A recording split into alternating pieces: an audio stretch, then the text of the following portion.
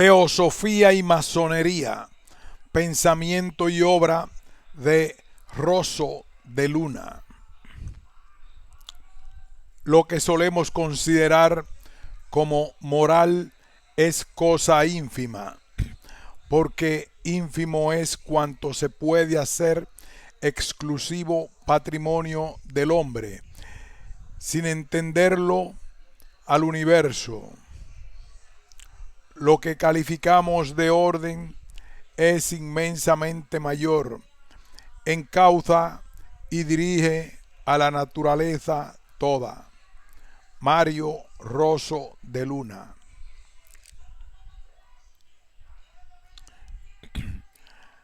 A modo de introducción, un estilo comparado de masonería y teosofía no resulta en ningún momento fácil de concebir. Son tantos los desconocimientos que aún tenemos de ambas instituciones que el riesgo de no centrar el estudio en su justo prisma de análisis es enorme. Se ha roto ya una lanza de pocos años para acá en el estudio y profundización de la orden masónica, y en este sentido merece destacarse el esfuerzo del Centro de Estudios Históricos de la Masonería Española, a cuyo timón figura el profesor Ferrer Benimeli. En el campo teosófico parece que, aunque los esfuerzos aún son individuales, hombres como Esteban Cortijo van empezando a roturar el terreno abrupto de un tema que, por desconocido, se ha calificado infundadamente con apelativos calumniosos que nada tienen que ver con la verdad idiosincrática de la sociedad teosófica. Muchas líneas se han escrito sin el menor rigor científico. El tema se presta más que ninguno a ser tergiversado y manipulado, pero ciertas actuaciones de sistemáticos detractores rayan lo patológico. En el caso concreto de la francomasonería, se ha distorsionado tanto su identidad que se terminó por confundirla totalmente. La misma intolerancia que condenó a Galileo a la hoguera se apoderaría inexorablemente de todo movimiento político, espiritual o social que se apartó de la verdadera ortodoxia. Indiscutiblemente, masonería y teosofía fueron víctimas de aquellas formas de pensar y actuar.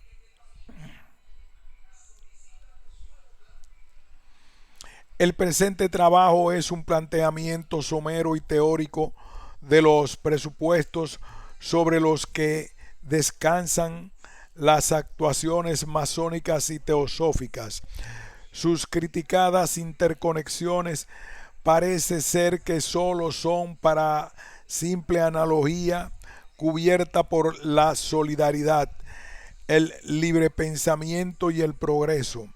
La apoyatura, soporte útil que ambas instituciones se dispensan mutuamente, no parece que se agrupen bajo las normas de un contubernio, sino más bien con una identificación de objetivos, beligerancia ante una filosofía reaccionaria que no salve el verdadero epicentro del pensamiento tolerante y libre.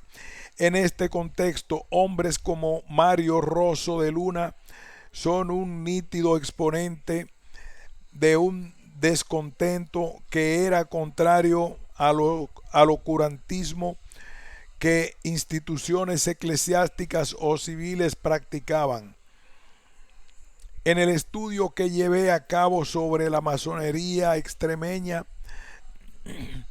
se hizo imposible eludir la personalidad de don Mario conocido masón insigne, teósofo e ilustre extremeño, se presentaba como el más adecuado paradigma de lo que pretendía ser un estudio reflexivo en torno a la teosofía francmasonería.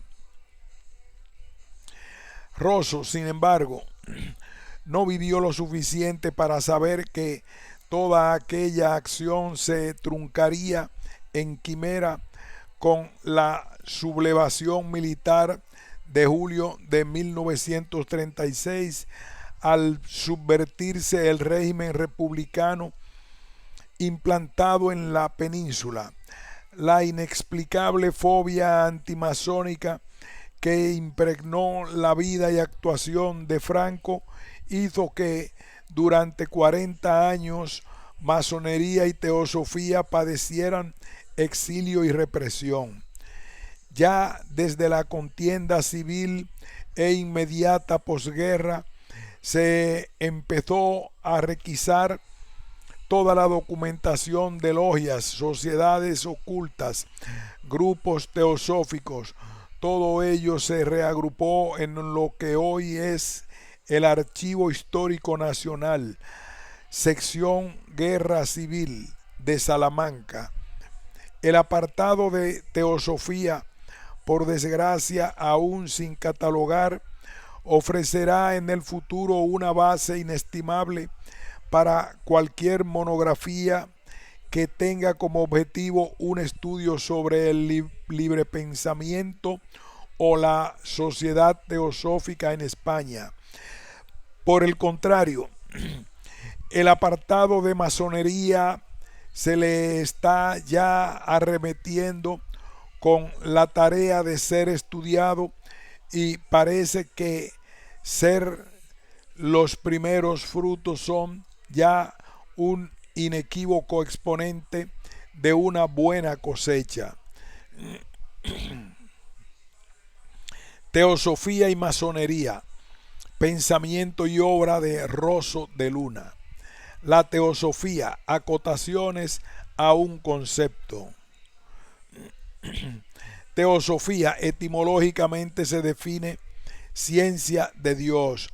Es una doctrina inspirada en ese Dios.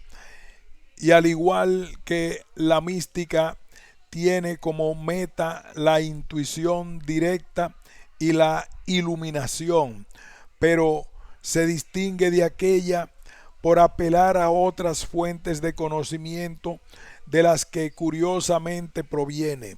En parte el descrédito en el que se ha visto relegada es afín a las tendencias de los antiguos gnósticos, con un conocimiento esencialmente intuitivo y que contiene en sí misma la salvación, resolviendo por ello los problemas relacionados con la divinidad, el hombre y el mundo. Todo parece indicar que la palabra nos ha sido transmitida por los filósofos de Alejandría llamados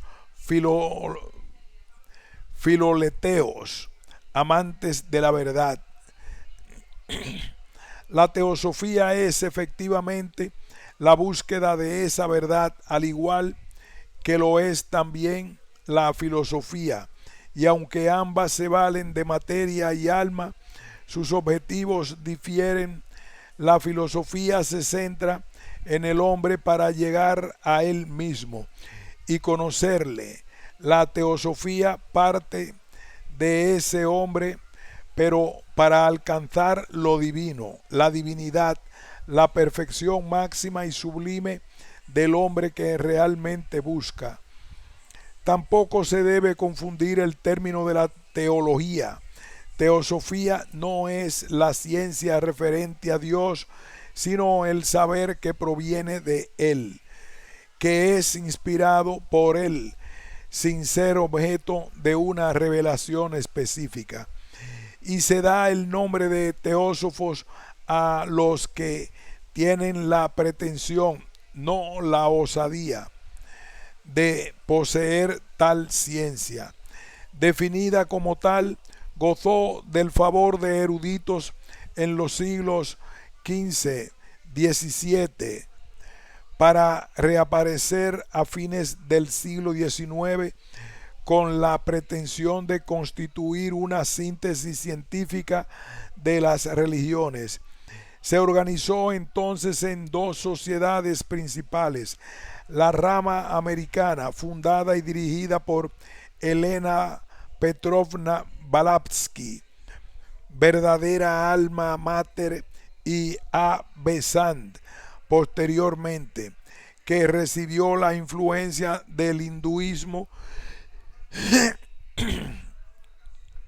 y por otro lado, la rama germánica, dominada por la relevante personalidad de R. Steiner, que se inclinó hacia el cristianismo, situando a Jesucristo en la amplia serie de grandes iniciados.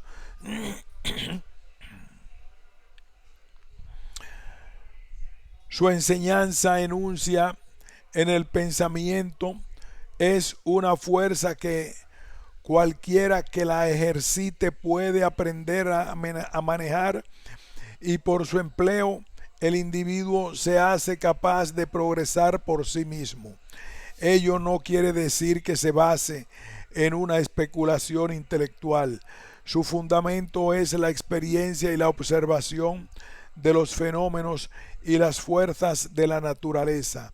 En cada obra benéfica, el hombre debe contribuir. Todo el que piensa es capaz de enviar beneficio y socorro, y ningún esfuerzo quedará jamás sin éxito mientras dure la ley del universo. La teosofía, o si se quiere, la sabiduría religión, hunde sus raíces en la leyenda.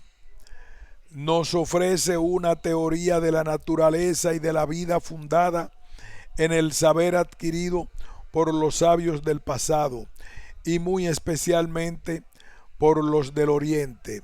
Sus estudiantes más adelantados pretenden que este saber no sea imaginado ni inferido, sino que lo perciban y lo alcancen los que quieran acomodarse a una predisposición especial para aprenderlas. Rosso de Luna, indiscutible representante del teosofismo, se expresaba así, comilla: la teosofía es la ciencia de los dioses, la ciencia de los hombres perfeccionados.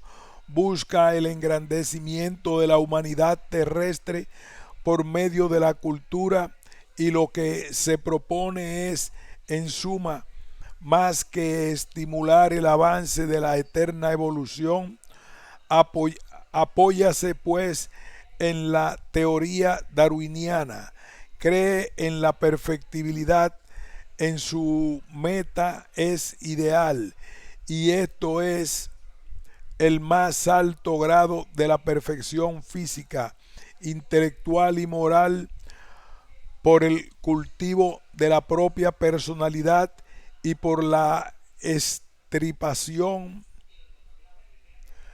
espontánea de todos los sentimientos egoístas del corazón. El egoísmo es, pues, para los teosofistas, el más grande de los enemigos del verdadero progreso del hombre. El pluralismo, las diferentes concepciones que en la historia se han dado a esta forma de saber y pensar, no ha podido desarraigar de todas las teosofías su pretensión por un saber total, profundo y soteriológico. El saber teosófico aspira a abarcar la plenitud de lo real, de ahí que se extienda a la constitución del universo, a la naturaleza en cada una de las manifestaciones, al hombre como forma primordial de las mismas y naturalmente a la divinidad. Por medio de este saber aquí radica su índole soteriológica. Se quiere conseguir la salvación. Las teosofías pretenden alcanzar la liberación del ser humano de los males que le aquejan, descubriendo el camino a seguir por el hombre para su plena salvación.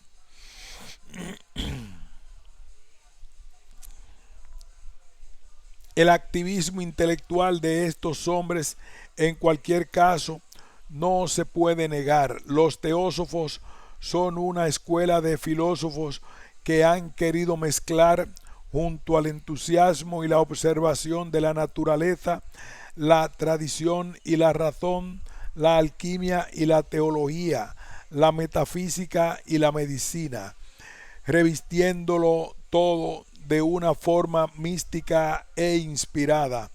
Su denominador común está más en la forma que en el fondo, reduciéndose la comunidad ideológica a juntar la ciencia de Dios con la naturaleza. Teosofía y masonería, pensamiento y obra de Rosso de Luna. La pretendida inspiración teosófica, a su saber, se presenta como culminación misteriosa de todas las demás formas de saber.